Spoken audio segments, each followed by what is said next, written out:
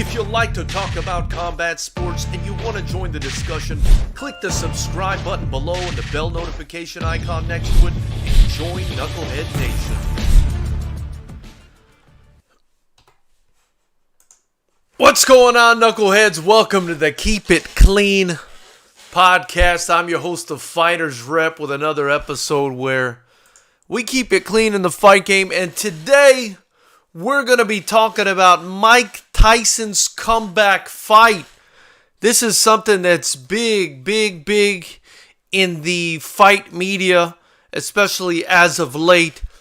Mike Tyson slowly leaking footage of himself training with somebody that has been involved in FightersRep combat sports, somebody that I've proudly been associated with in FightersRep combat sports, none other than Rafael Cordero, the owner of King's MMA. And by involved, I mean we've had several guys from King's MMA fight for the FightersRep cards, but that's besides the point. The only reason I bring that up is I know how much of a bad man Coach Rafael Cordero is. I know what kind of talent comes out of his camp because I deal with them all the time. King's MMA sends me young fighters all the time. And if he says that Mike Tyson is ready to go, then I got to take him for his word. You know, Rafael Cordero is a very highly decorated striking coach, working with some of the finest talent in the world. So, I mean, if he's saying Mike Tyson's ready to go, I got to take him for his word. Now, just because he's ready to go, does that mean that Mike Tyson's ready to get back into combat sports, back into boxing specifically, and reclaim the heavyweight titles? I think that's a bit far-fetched, you guys. He's been out the sport for 15 years. You know, he lost 3 of his last 4 fights, the latest being against Kevin McBride. And that was at the MCI Center in Washington. He was 38 years old, almost 39 years old when that fight happened. Before that, he lost to Danny Williams. Before that, he beat Clifford Etienne. And before that, he lost by knockout to Lennox Lewis in what I believe was sort of the last fight where he was still somewhat competitive. His last 2 fights, he kind of looked out of it. So, you know, it's obviously extremely and exceedingly strange that Mike Tyson would be hitting at coming back. But, you know, he's 53 years old. He's done everything in the sport that he's had to do. I don't think he has anything to prove. But if he wants to come back and do an exhibition fight with another heavyweight, or even if he wants to come back and take the career seriously, you know, I'm not against it. I'm not against it. Now, let's take a look.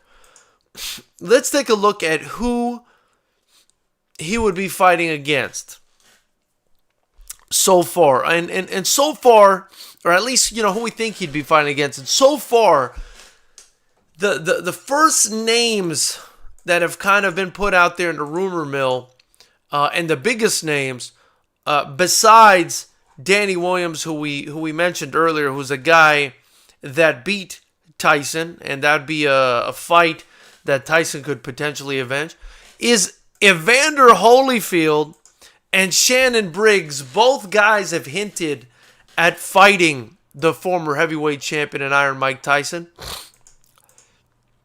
with Shannon Briggs actually announcing that the fight is happening.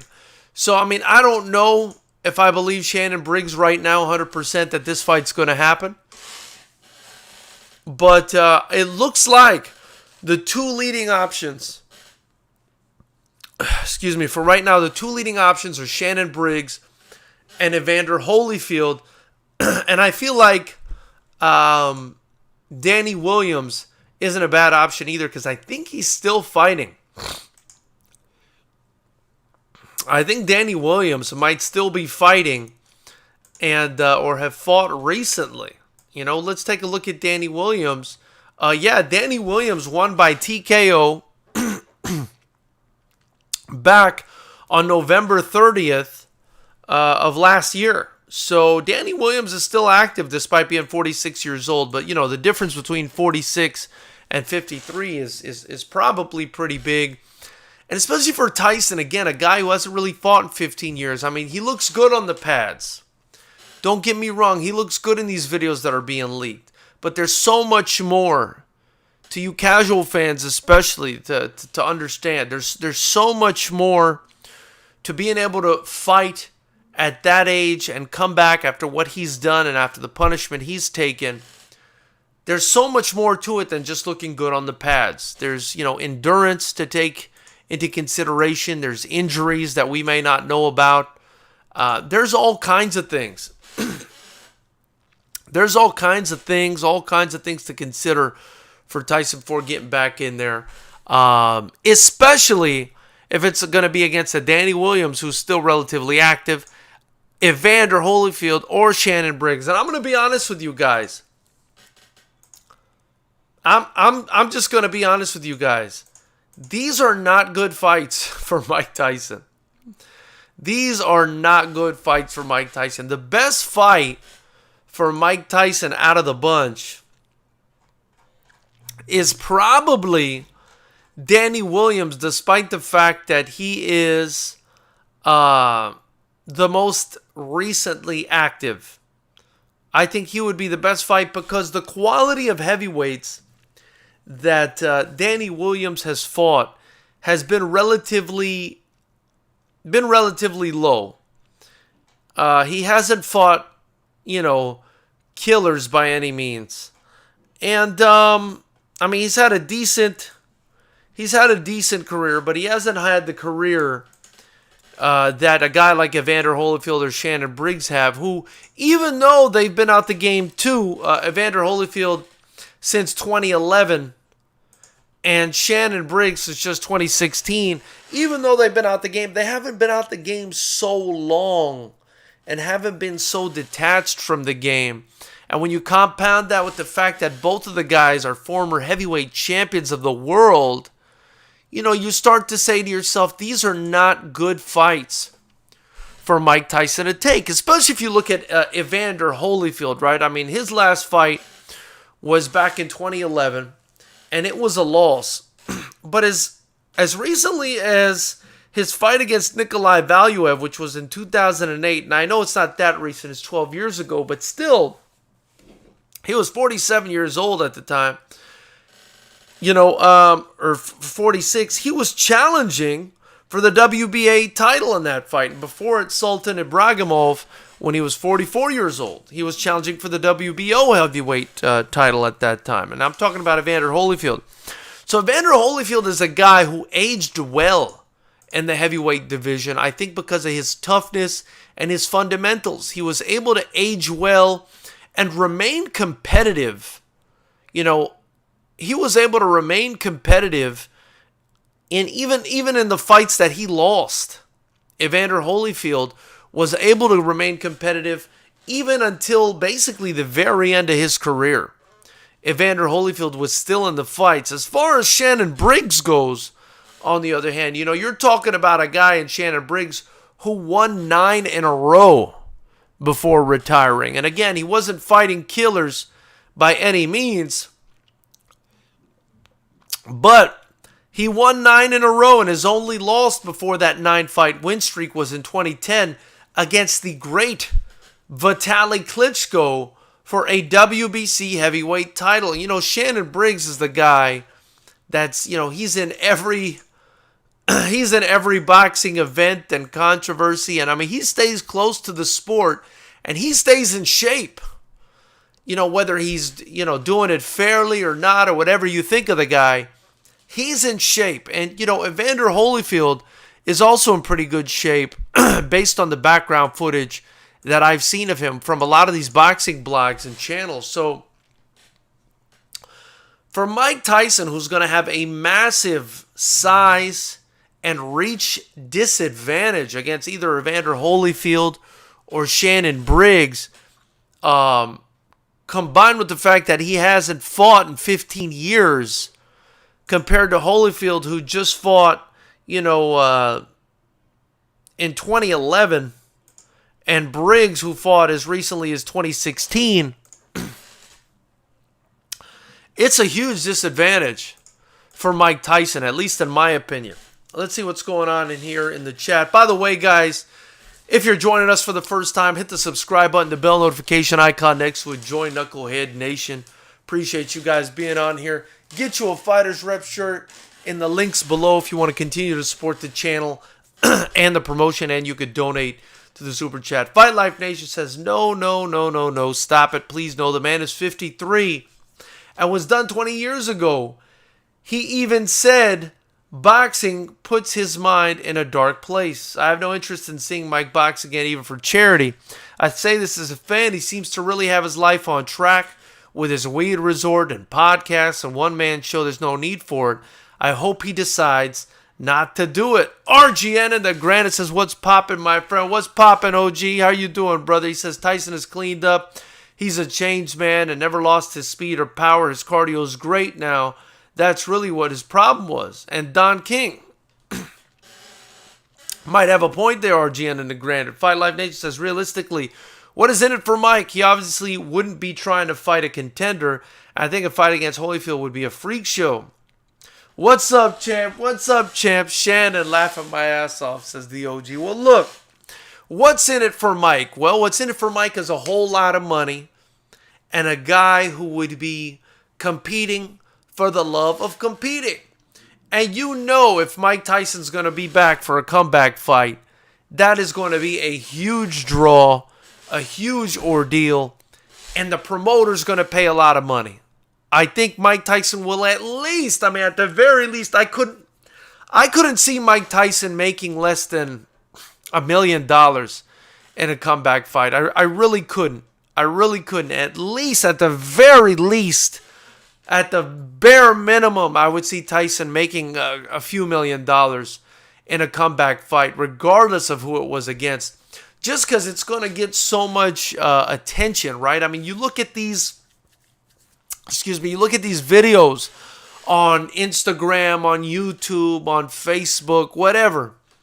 You look at these videos, and Mike Tyson's in these videos, man, and he is getting millions of views. I mean, the guy's getting millions of views. We've got a call coming in. Let's see who it is.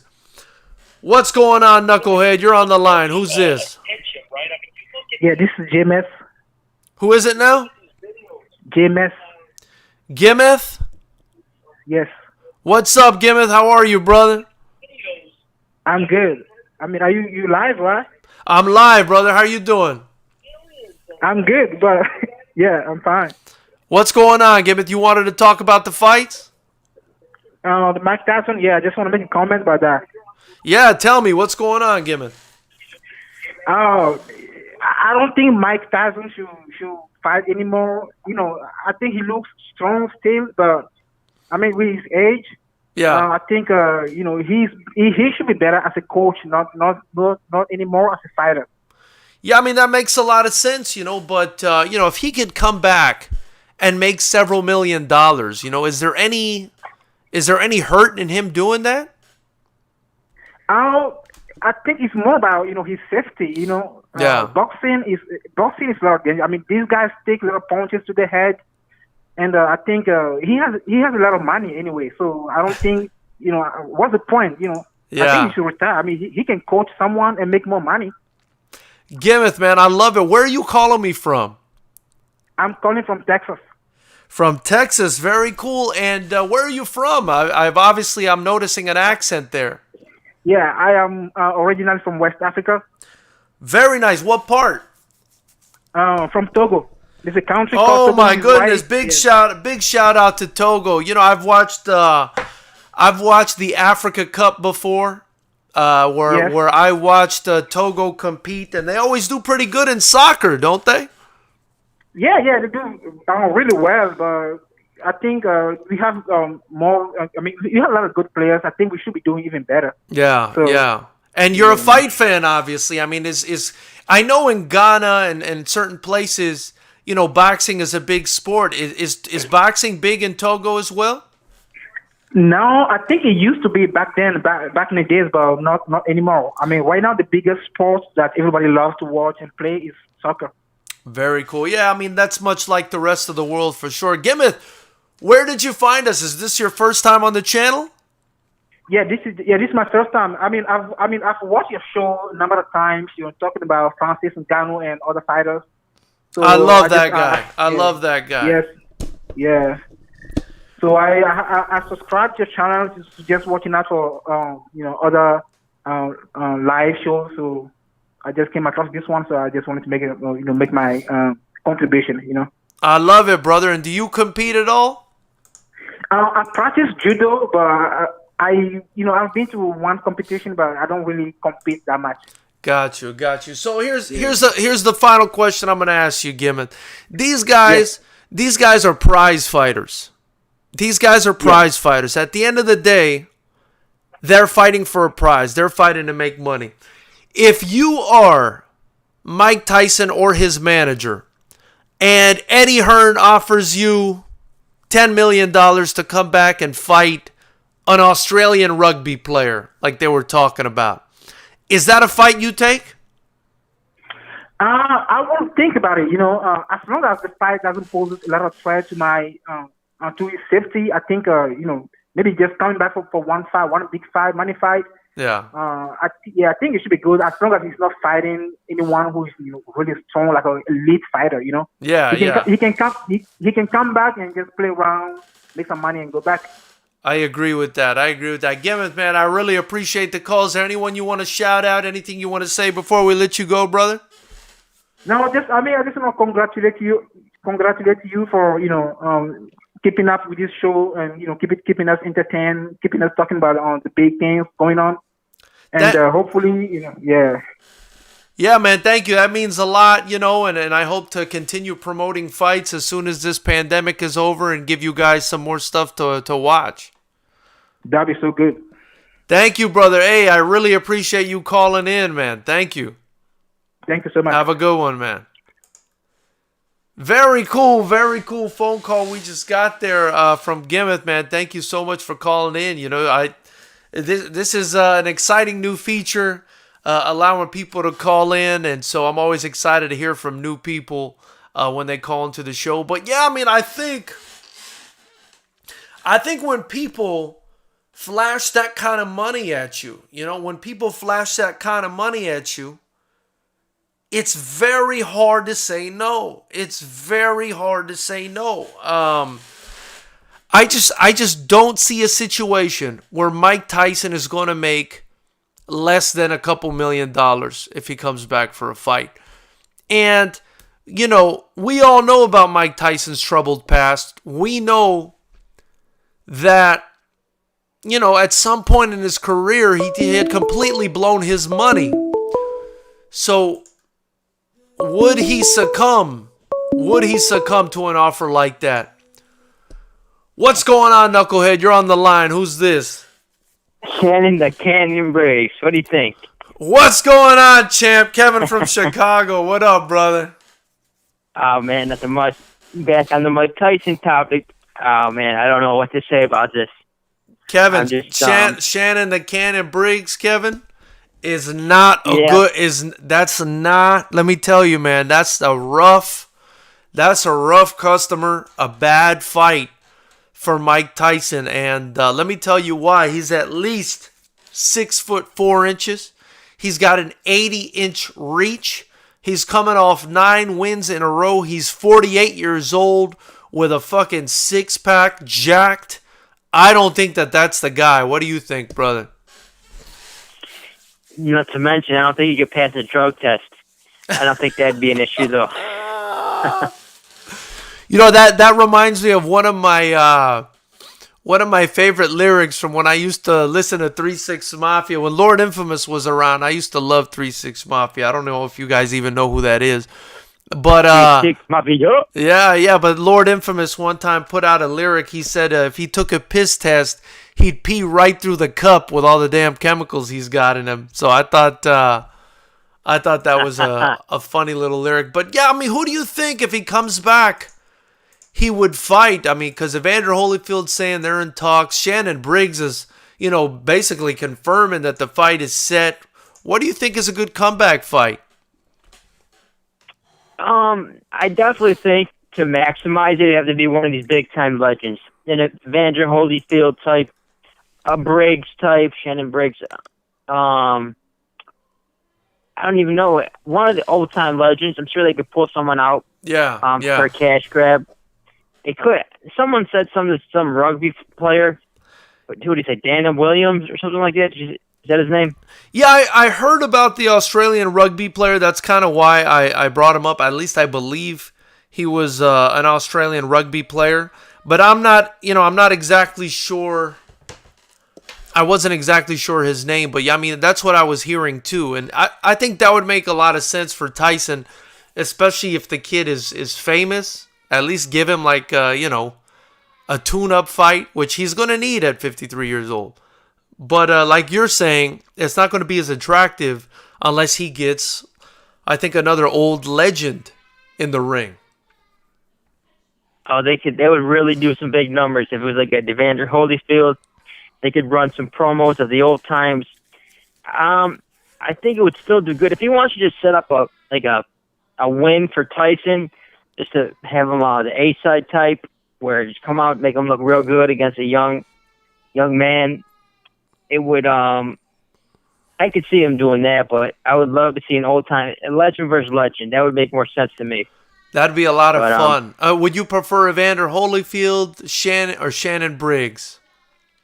Holyfield. It would be definitely Holyfield. With the history there, that makes a lot of sense. Holyfield's got his number, though, man. Holyfield's got his number. I mean, what do you think happens in that fight? That was so long ago that I think it's a wash. It's 50-50 because I just don't know what Holyfield's been doing. You really never know. You never know what their status is at this time, because that was a long time ago. So yeah. I don't know if you can really count that as into the fight today. But you're right, though. That could be a mental factor. It could be at least a mental factor.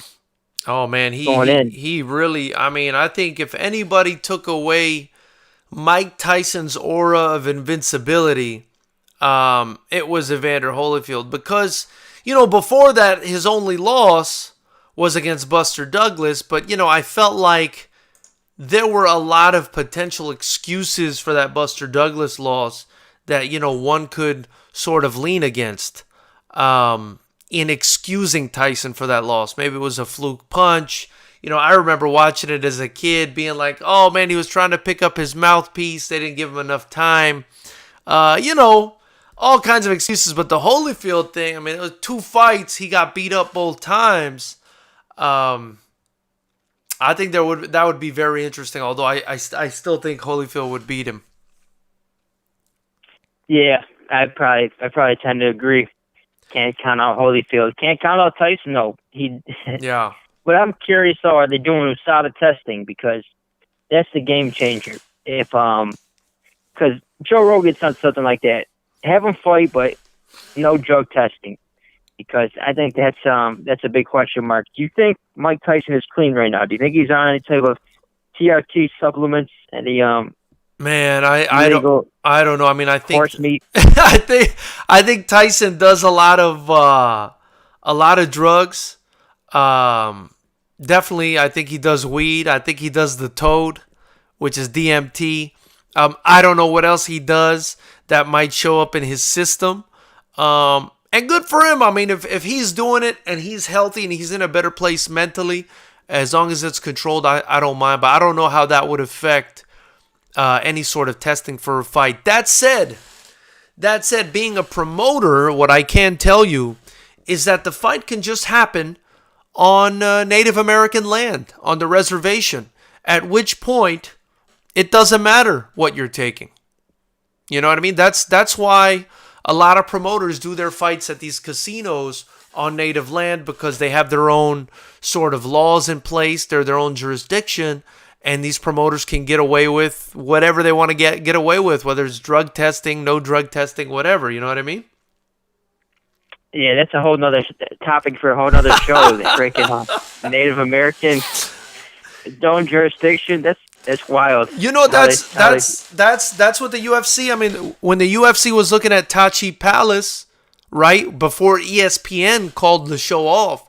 I mean, Tachi Palace, I believe, is Native American land. That's why they were going to get away with it. Yeah, that's what I heard too. Dana White said he owes them a favor. He said they're going back once this stuff clears up. Yeah. Because they stepped up, so that's pretty cool.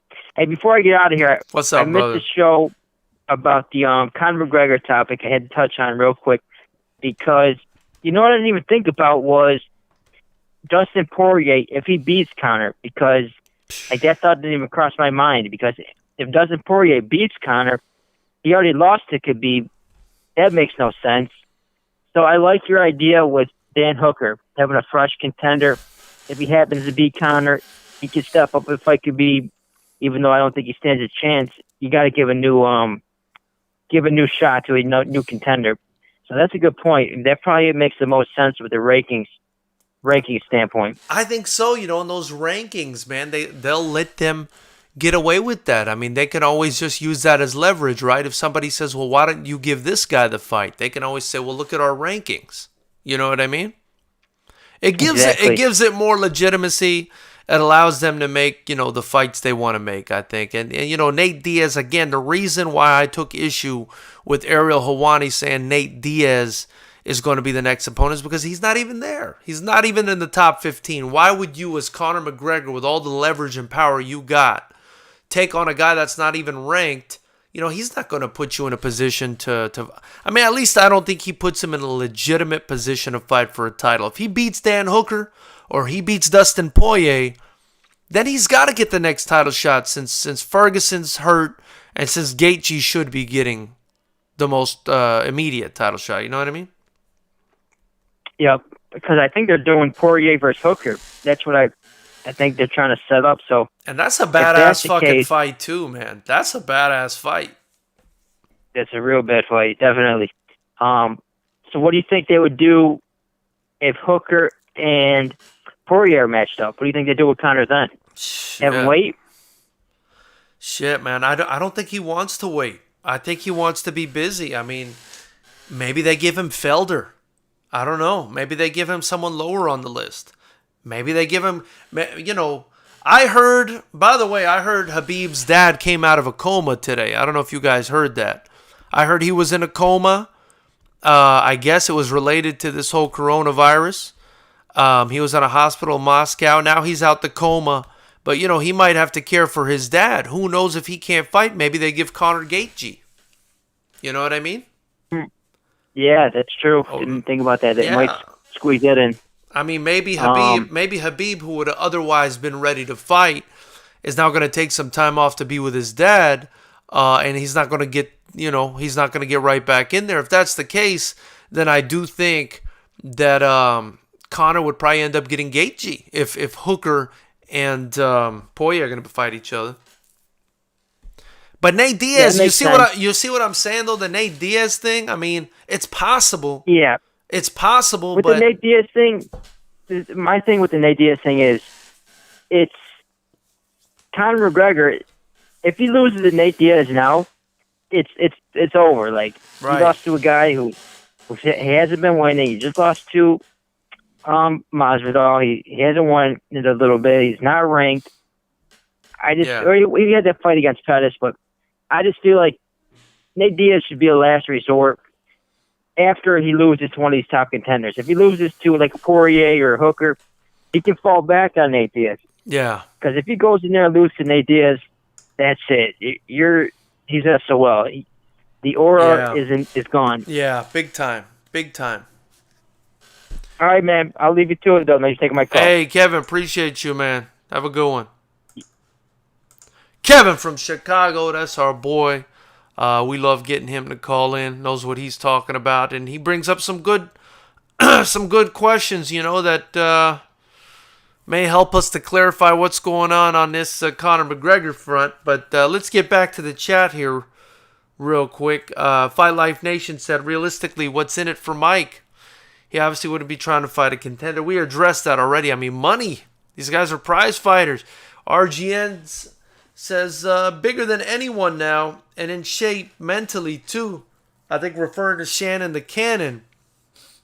Mike don't want to train anyone, says RGN in the Granite. So maybe that's why, when I believe it was Gemeth called earlier and said, why doesn't Tyson train? It looks like he's not interested in doing that, apparently, according to the OG.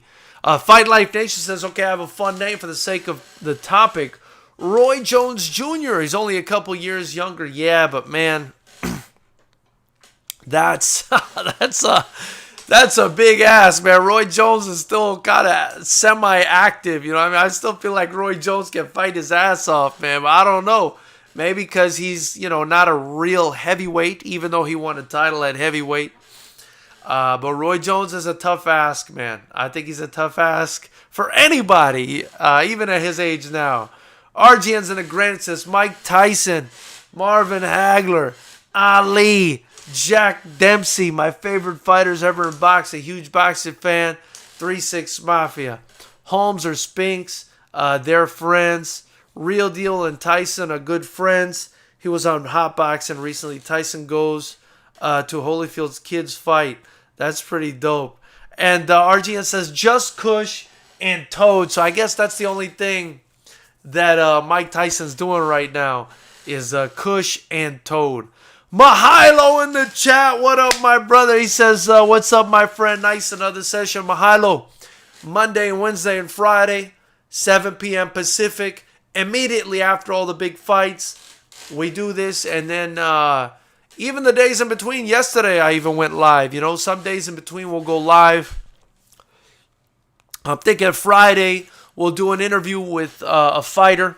It'll probably be Chris Cross from Team Oyama, who is Marlon Cheeto Vera's teammate, the guy who got robbed at UFC. We'll have him talk about that a little bit. He's also our broadcaster at the FightersRep fight, so I want to show Chris Cross some love. If you guys don't know, in his last pro fight, Chris Cross, I don't know how he did it, man. He made it to a decision. He lost a split decision in a fight where he fractured like multiple bones in his face. I mean, this guy's a fucking warrior.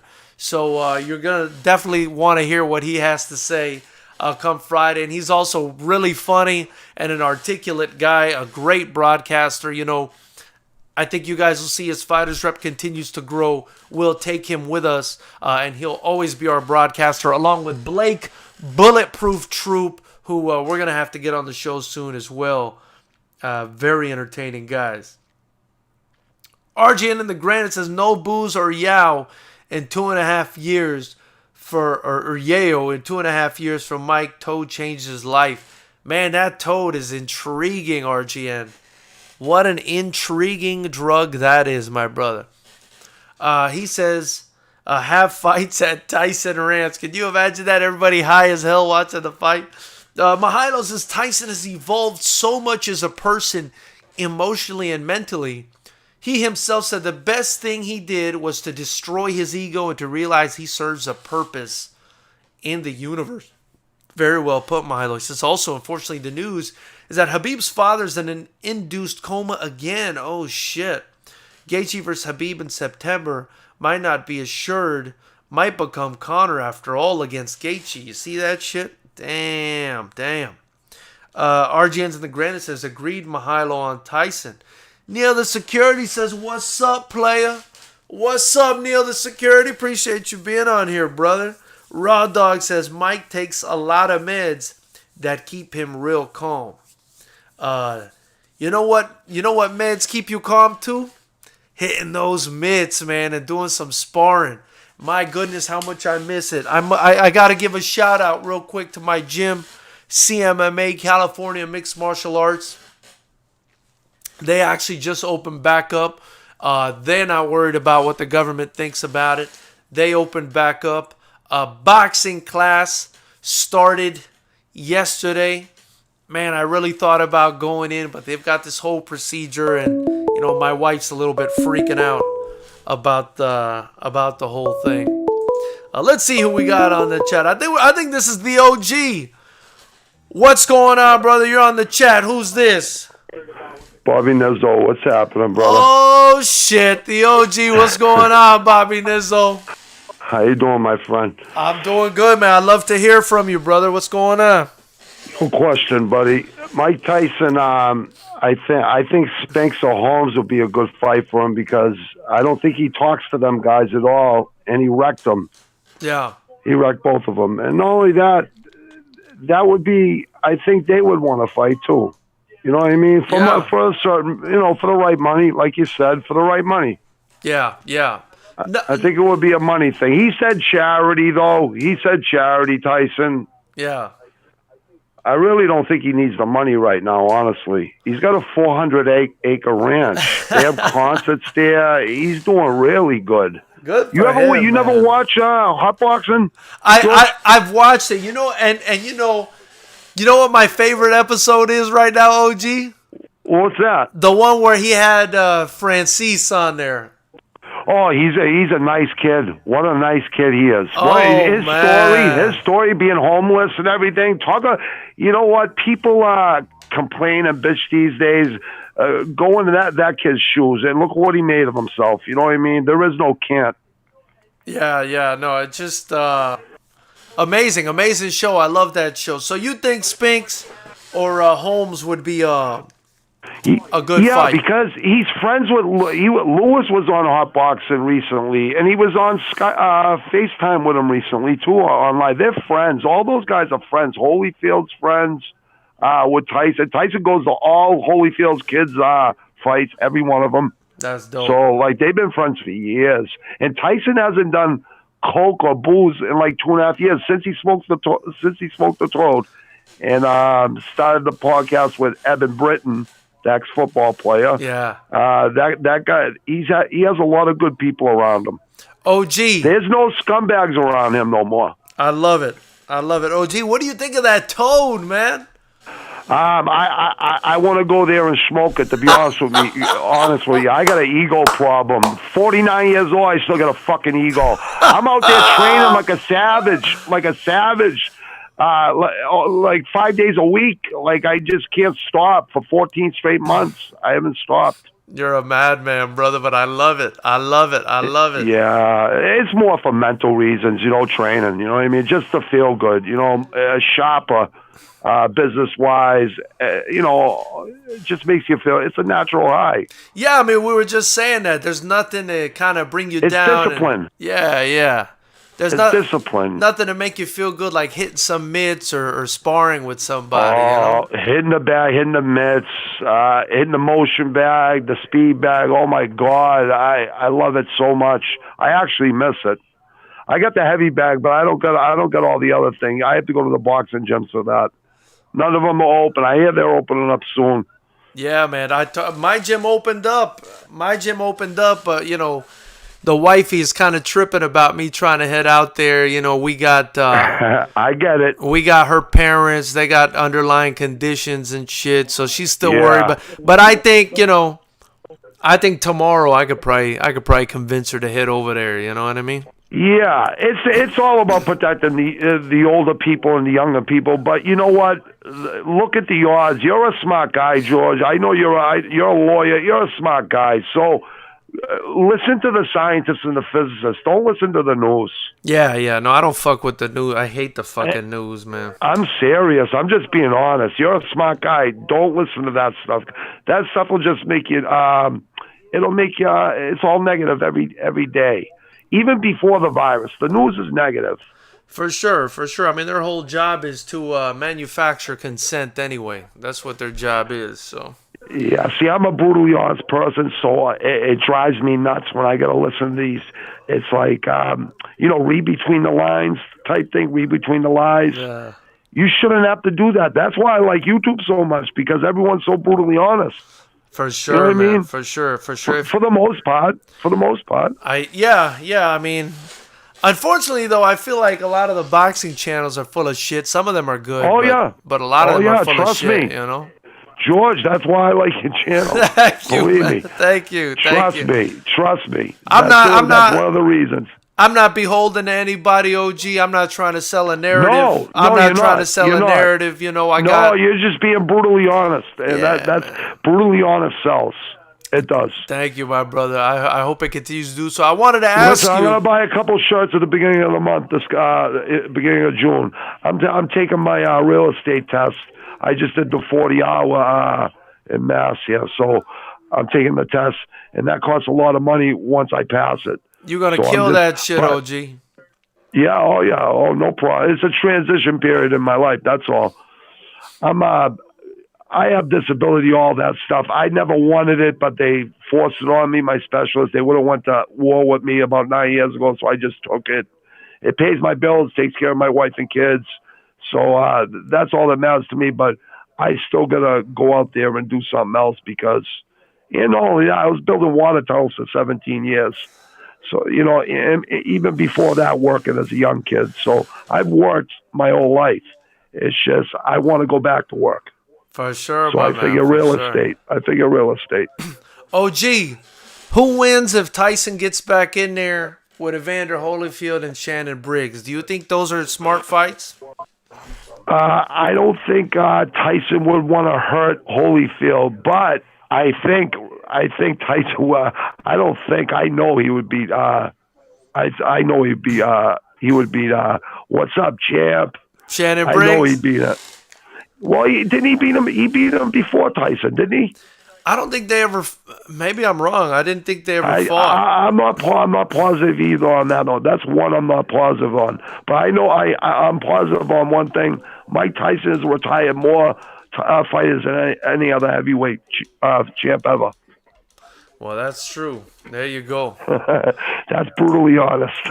There you go, OG. It's the truth. By the way, OG, I was supposed to be up around your parts this month, man. I had to cancel. Yeah, really? Yeah, my sister, she's out there for school, and she was graduating, and so I was going to head up there. Anytime you head up here, definitely give me a call. I appreciate it, man. Thank you. Definitely give me a call.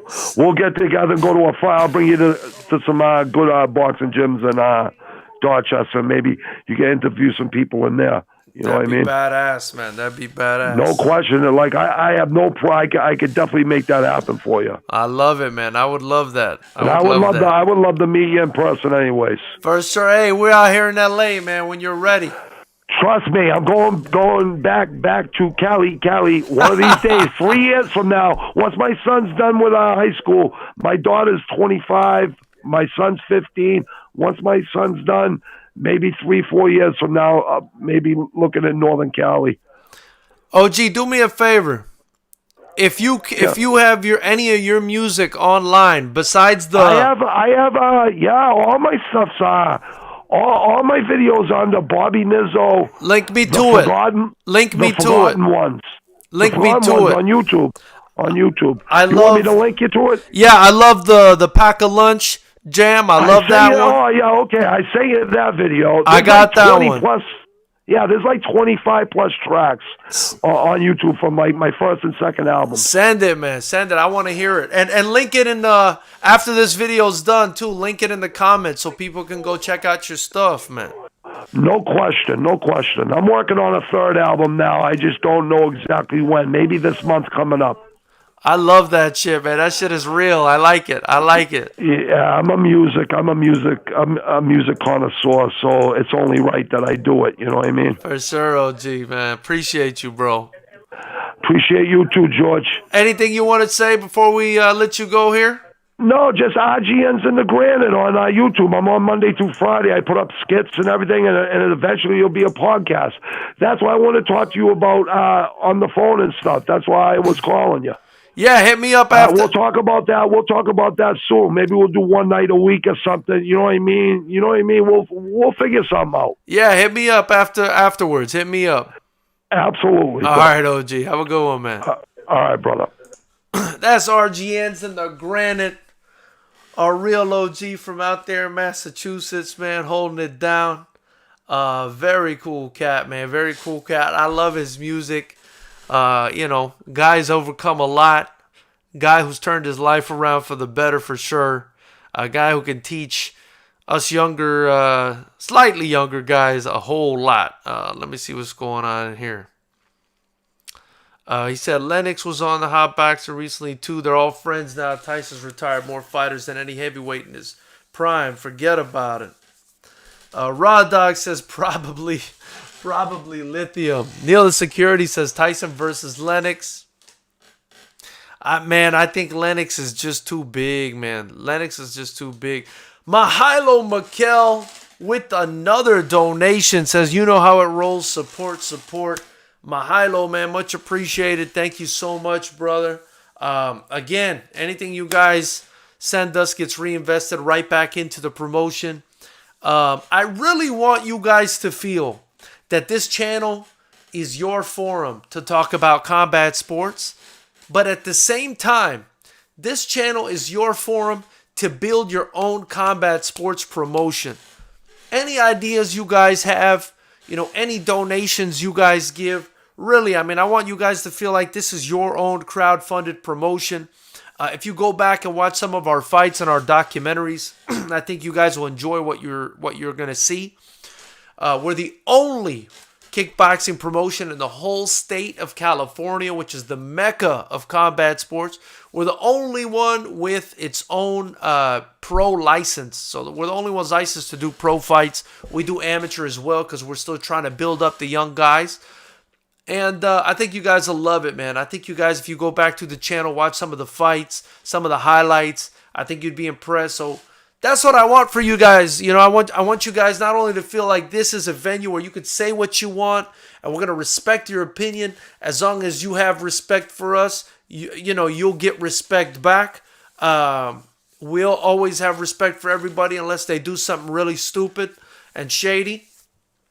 But I want you guys to feel like this is a forum for you guys to talk about anything you want in the fight game and to build your own promotion.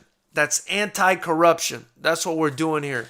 Because, man, I've seen it time and time again, the way this fight game, can make or break somebody. And we want it to make more than break for sure. We don't want it to break anybody. So show love, man. No A-side, B-side fights. Everybody who's in there should get a chance. Winners or losers, both should get respect just for being in the ring. No tomato cans. You don't treat people as tomato cans and feed them to guys that are just going to crush them. You don't do that to people, man. These people, a lot of them, they're putting their hard-earned money and their livelihood on the line to try to get a fight. And the way the game works is really fucked up, especially in boxing. A lot of times, they're fighting guys they have no chance to beat and guys they shouldn't even be in there with. Because that's the way the sport works with the A-side, B-side BS. And that shit, I drew a line in the sand when I created FightersRep. And that bullshit does not cross that line. It's like those memes on Facebook. You could take that bullshit way the fuck over there because we're not doing that over here. And so that's why I want to feel like, that's why I want to feel like you guys have a hand in building this new culture that we need for the fight game. That's also the reason that I don't mind Mike Tyson coming back for a fight, right? Because, if we're going to look at it in a way where only contenders deserve to fight, then, man, what happens to guys that are so entertaining and such warriors like Alistair Overeem the other night? Do we really think Alistair Overeem is going to win a title in the UFC again? Probably not. But does that mean he doesn't deserve to be in there and make a living for his family and continue to build his, fantastic legacy? Same with Walt Harris. He lost that fight. But, man, the guy was going through hell. He just lost his stepdaughter. He's got a ton of talent. Does that mean he's not, going to come back and turn it around and perhaps do better in the future? Perhaps even win a title in his case? Andrei Arlovsky, that's another guy. He's in entertaining fights. Is that a guy you're just going to kick to the curb after everything he's done in the sport and for the sport? No, man. As long as you're putting these guys in there, with guys that, that are on their level, that they're willing to compete against, I'm good with it, man, because at the end of the day, fight fans want to watch a fight, and I understand that we want to see the best fight the best, and that can still happen. But that doesn't mean that you can't allow guys who are maybe no longer in their prime or no longer able to win that title or make a title run. That doesn't mean you can't allow them to compete, because they're still making money, building their name, building their brand. A lot of it is about branding now. I mean, a lot of these guys that get into the UFC, they're showing off their products on Instagram. They're making a ton of money for their family that way. That's what it's about, man. Getting these guys paid, taking care of these guys, man. Showing respect and taking care of these fighters who are the most neglected athletes on the face of the earth. No athletes are more neglected than the fighters. Remember that, guys. Remember that. And fighting is something that saves so many kids from darkness, from the worst situations that life can throw at you. And for them to find their calling in the fight game and to get treated like dirt, it's just too unfair, man. We're not going to stand for it. So, we're bringing the respect back to this shit. Neil the Security says, I like the hotboxing episode where he cried with Sugar Ray, where he said he wanted to be an animal again because he feels like a little bitch. Damn, that is crazy, man. That is crazy. Mahalo Mikhail says, the way Mike Tyson's promoted the Toad, you think it's some kind of magical elixir that can solve all your life problems. It sounds like it could be, man. It's really crazy. Neil the Security says, OG is the man. He sure is, man. Hey, if you guys watch fucking OG's music video, Pack a Lunch, bro, that shit is so gangster, man. And I don't know, man. OG is just an authentic guy, man. He can't help himself. He's so fucking real. And that's why I love him being in here. I love his music video. And that's why I'm telling him to link us to some more, man. Because the guy's a good time for sure. And the real recognized real Neil the Security. So I appreciate you, man. RGN's in the Granite says, Mahalo is a good man. Thank you, Neil. Mahalo says, RGN in the Granite, you have a great attitude, sir. Wish you the best of luck.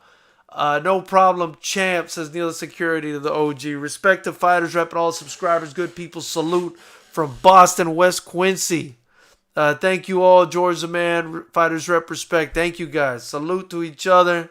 Everybody's saluting each other. Hey, man, we're a squad on here, man. We're a squad on here, and we like to talk about fights and, just keep this shit manly and alpha male. You know what I mean? Mahalo says, a much needed and refreshing vision of no corruption and equality among fighters. The business end kills a lot of fighters' passion and career trajectory. Corruption sucks in fighting, says RG in the Granite. Neil Security says, you can't tell another grown man what to do. The lion's going to go wherever he wants. I agree with that, man. I agree with that. And you know what the crazy thing about it is to me, Knuckleheads?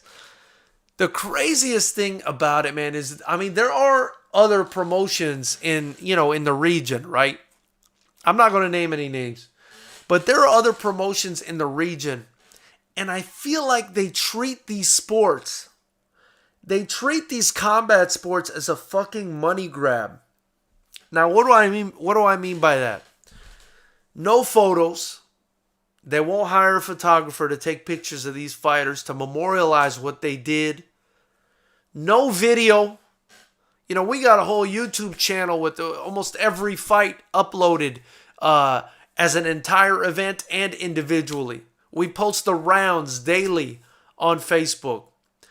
So, I don't know what they're thinking, because here's the thing. When you're that cheap and you just look at this thing as a money grab and you don't take pictures and you don't use social media and you don't create videos and hire a videographer and you don't make documentaries like we do on this channel. And I'm not saying I got it perfect, but I'm working on it and we're getting there. We're getting there. We do a documentary for every event leading up to the main event of the fight typically.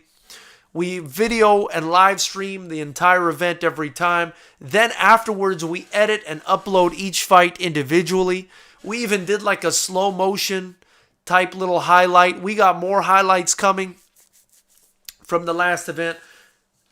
And again, we got a ton of improvement to do. I'm not saying we're there, but man, these other promotions in the region, a lot of them, not all of them, but the majority of them, they're not even trying, man. Again, no pictures, no video, no highlights, no nothing. So it's like the fighters go in, they fight, they walk out, and unless you were there or unless you look online at the sanctioning body for their record, you don't even know they fought. So, I mean, how is a fan going to become a fan if they don't know anything about the guy? They've never interviewed the guy. They've never done a highlight on the guy. You know, I even make sure that our fantastic ring announcer, Joshua Shibata, he's a beast. But Joshua Shibata does an interview with every single winner right after the fight, right in the FightersRep ring, the way Joe Rogan does. He'll sit there and interview the winner every time. And the whole point of doing that is to convey the personality of the fighter to the fans so people build an emotional bond to these people. Otherwise, they're just, it's like two chickens. It's like a cockfight. I mean, it's like you never know the guy. You don't know shit about the guy. You don't know about his story. That's at least 50% of the show is these guys and their personalities, and these girls too, and what they've been through. And I gotta say girls, because we did have a girl fight in the last FightersRep event, which I was very happy for. We actually had two. But, one of them fucking missed weight by 14 pounds, man. I was fucking pissed. She missed weight by 14 pounds, it sucked. But, I don't know what happened there. We just had to cancel the fight. It was too big of a miss. But that being said, we have had female fights, so we got to include the females who we love. I love the female fights, It's always good for a woman to know how to defend herself. You know what I mean? I'm 100% for that. And the female fights are always as exciting as the male fights, at least. So it's a good time. But that's my point, man. Nobody gets these people's personalities out there. Only the best promoters do that. That's what I've noticed in the fight game. Guys like Eddie Hearn, guys like Dana White, who's constantly doing the embedded and all this other stuff for his fighters. That's how you build these guys up, and that's what we're going to keep doing. And we're only going to make it better, and you guys got a say in that. You guys are contributing to that by being on this channel, getting a shirt, donating, subscribing, sharing, commenting. Anything you do on this channel contributes to that. Obviously, donating and buying a shirt helps us financially, but every little bit helps, and we appreciate you guys 100,000%. Let's see what we got here. Mahilo says it's like ancient Rome. The wealthy people organize fights for the entertainment of themselves. You have 1% that make the big bucks, and the rest are fighting for crumbs. It's a shame. And the stupidest part for me, the most backwards, fucked up, anti-business, anti-entrepreneurship part for me of these people just putting these fights together and not videoing them or taking pictures of them or whatever is it not only harms the fighters by not marketing them at all, it also harms the promotion. I mean, how can you expect to grow and advance as a promotion when you're not putting any content out, when nobody knows what your fight looks like? It's just, I can't wrap my head around it, man. That's like, I don't know, that's some selfish fucking mentality. That's some selfish shit that I can't get behind. Listen, two things I don't fucking like in life. Two kinds of people I hate in life. Two kinds of people that I fucking hate in life. Cheap people and selfish people. Get them the hell out of here. Get them the hell out of here. Cheap people and selfish people. Those are the people you don't want in your life. I promise you, your life will be better without cheap people and selfish people. RGN's in the Granite says, Bobby Nizzle, the Forgotten Ones, formerly BMA on YouTube, and RGN's in the Granite Skits mixes soon to be the podcast. I love it. Neil Security says, couldn't agree more. Do you have any interviews booked for the future? Yeah, we're actually going to get Chris Cross on the show on Friday. And he's out of Team Oyama. He's Marlon Vera's teammate, Cheeto Vera, who got ripped off at UFC last week. So we're going to talk a little bit about that. Chris Cross is a pro MMA fighter. He's a fantastic striker, a badass striker. He actually fought for us when we were still doing MMA fights. So, and now he's our broadcaster. So for our fights, you know, he goes and he calls the fights along with Blake Bulletproof Troop, who's another beast. If you don't know, before this pandemic, Blake Bulletproof Troop was slated to fight for the Lights Out Extreme LXF heavyweight title. So, Chris Cross is a bad dude. Again, out of Team Oyama. Colin Oyama's his head coach. One of the best gyms in the world. Marlon Cheeto Vera. Carla Esparza trains out of there. He had another guy fight. Ricky Simone, who also won last week. He also trains out of Team Oyama. So an excellent team. And Chris Cross will be on the show Friday. He's got a really interesting story. He actually, like I said before, is fractured, messed up his whole face in his last fight. Still made it to a decision somehow. I mean, I'm definitely going to ask him about that. So you're definitely going to want to tune in on Friday. RG Anthony Grant says, Wise Hassan is my guy that puts my videos together with the tracks from both albums, but you can find all my stuff under Bobby Nizzle at Forgotten Ones, Sick Pup Records Entertainment. I love it. Now, how do you miss weight by 14 pounds? You see, and that's the thing, Neil. That's the thing that drives me a little bit crazy, man. And that's why I said, don't fuck with selfish people. Don't fuck with cheap people. That's why I said that, because we're not some rinky-dink promotion. Again, the only pro kickboxing promotion in the whole state of California. We sold out our last show. I'm talking over 1,000 people in there. My matchmaker, Jesse Brown, is a young but extremely responsible professional guy. He is a finance guy. He works with hedge funds and shit. I mean, we're professionals, and we're organized, and we're responsible, and we're respectful. And Jesse actually has had an amateur MMA fight, and he's a a purple belt now, I believe, in jiu-jitsu. So Jesse doesn't fuck around either. He's got respect and discipline. We reach out to the fighters, I mean, at least once a week leading up to the fight. At least. Every fighter, every coach, we're reaching out to them.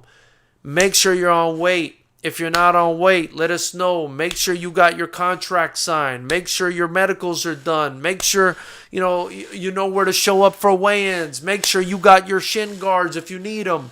Make sure you got your mouth guard. I mean, constant. We're in constant communication. And I don't even blame really the coach in this situation. I mean, it was a bit of a confusing situation where, I know, it looks like the fighter may not have been, forthright with her coach. I mean, maybe she was nervous. I don't know. But for me, I see it as selfish, right? Because your opponent is making weight. Your opponent is suffering.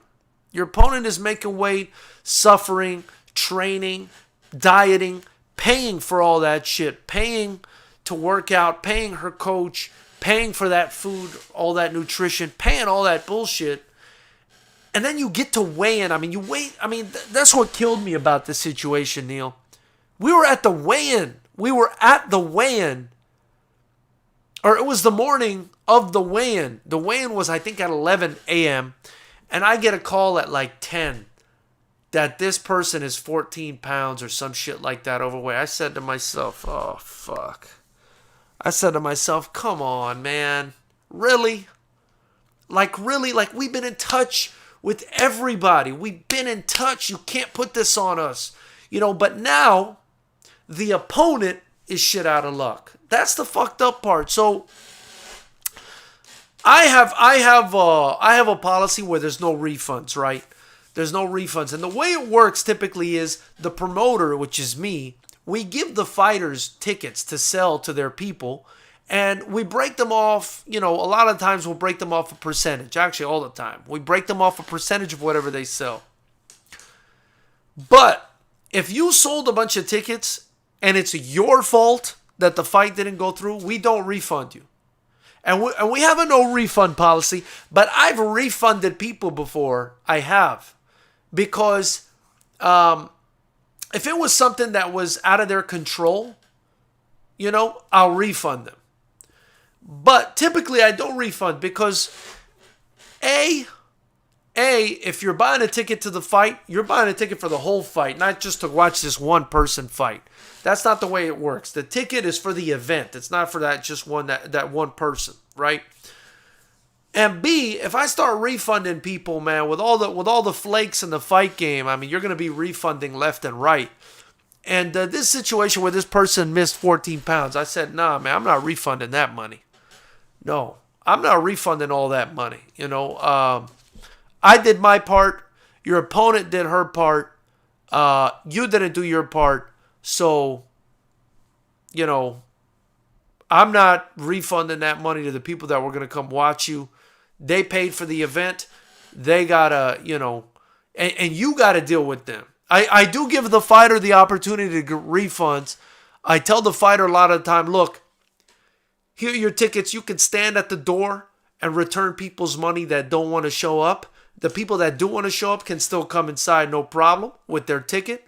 But if they don't want to show up here, But typically, again, I do that for people who had a legitimate excuse. Like if somebody got hurt, somebody got sick, whatever, I don't care. I refund that. But for somebody to miss weight by double digits, and let me know the day of the fight, no, man, I'm not refunding that. I'm not doing it, man. That's your bad. That's not my bad. If it was my bad, I refund it. If the event gets canceled or something happens, I refund. Easy. But if someone shows up 15 pounds overweight, 10 pounds overweight, 20 pounds overweight, and didn't tell me, because here's the thing, if we're reaching out to you week after week, day after day leading up to the fight. If I'm being honest with you guys, the last couple weeks we're reaching almost daily. We're almost reaching out to these people. If I'm reaching out to you that often and you won't even tell me that you're having a hard time making weight, I can't save the fight. You see, when people do tell me that they're having a hard time making weight, and I'm sorry this conversation has shifted to this. If you guys don't want to hear this, my bad, But if leading up to the fight, I'm contacting you almost every day, and you tell me I'm having a hard time making weight, we can come to an agreement. I tell your opponent, hey, the person's not making weight. Let's meet 5 pounds north, 10 pounds north, whatever it is. But when you wait until the day of the weigh-in, I have no choice. And that's not my fault. That's your fault for being either scared or stupid or selfish, and there's no room for that. Let me see here. Hope I don't sound like an asshole saying that kind of shit. Fights. A lot of awesome fights coming. Damn right. What about Vitor going for Vera and the heavyweight belt? Vitor looked jacked in his most recent interview. Well, maybe wherever he's at, he can get back on that TRT or whatever the hell he was on. He's definitely got a chance to beat Vera, too. RGN's in the Granite says, I like Vitor still. He's a savage. I agree with that. Mihailo says, are you optimistic or pessimistic about fights with full crowds? It might take several months before it can even be discussed again. I think it might be a few months, but I was thinking of maybe doing a fight without crowds. But the options that I was given to do so in the state of California, there's no option right now to do it. Even if I wanted to, I couldn't do it. But what they're proposing is to maybe have the promoter pay for every single coronavirus test for every single fighter and every single cornerman and every single official. At least that's the proposal I got. And if you look at it that way, it's a non-starter. There's no way to do it and without losing so much money. Each test is $130. And if you're not even allowed to have an audience to cover your usual expenses, never mind the addition of potentially hundreds of coronavirus tests. I mean, you're talking hundreds of coronavirus tests. I mean, you're talking tens of thousands of dollars potentially. And you don't even have an audience to counteract that. I mean, where are you going to get your money as a local or regional promotion? You're not going to get it from pay-per-view. I think the only company that could pull off something like that and do it well is the UFC and maybe some of the big time boxing promotions. So for me, I'm probably just going to wait until crowds are allowed to gather again, which I don't think will be too far along here in California from, the point where they do allow fights with no crowds and they do allow fights with crowds. Because they still haven't even gotten to the point where they allow fights with no crowds. But I'm thinking that'll probably be in the next few weeks, and then allowing crowds to gather again, maybe another couple months after that. I'm willing to wait. I don't want to flush our money down the toilet, so I'm willing to wait. That's how I feel about that. I think the fights are going to be fine, normal by 2021, but they'll start a lot sooner. Testing all that. I hope you're right about that, OG. I think so too. Neil the security says, yeah, that sucks. Very unprofessional. Miss weight like that. You're not in the business to lose money, says OG. Thank you, brother. Alston Allen says, if Christian Bale can play the machinist, anyone should be able to. Fucking hilarious, Austin. I love that shit. RJ in the Granite says, LOL, Austin. Hey, Fighters Rep, you got a good head on your shoulders. Neil the security, thank you so much. By the way, Neil the security, man, I'm curious. What do you do? I see Neil the security. I'm assuming something in security, although maybe not. I don't know, but I'm curious. RG of the Granite says, unfortunately, 60% of people suck. Just the way it is. People got to have discipline to make weight. It's being selfish. No, don't sound like an asshole. The governor of California is hard to deal with since this pandemic. Heard he's passing people off. What else is new with the politicians? Absolutely he does, Neil.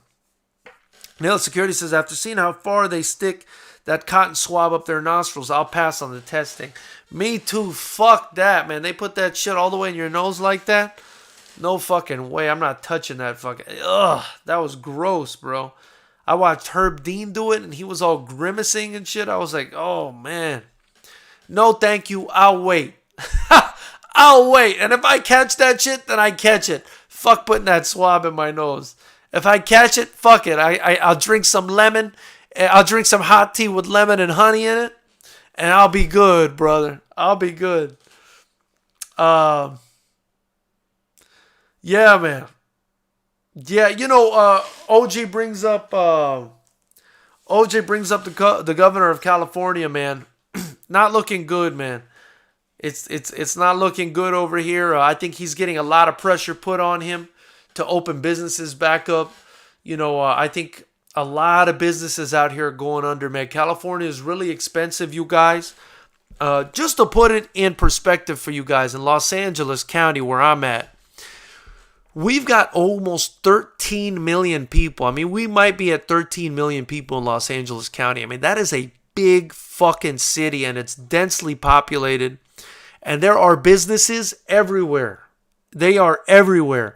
And none of them are allowed to open in the way to make money. And it's just watching all of them go under one after the other is really, really heartbreaking, man. It's really heartbreaking. It's going to be devastating for a place like California. Austin Allen says it's pretty much just elderly and nursing homes dying. Where's all the essential workers dying in the thousands? It might be time, man. It might be time. It might be time to cut everyone loose, This needs to end ASAP.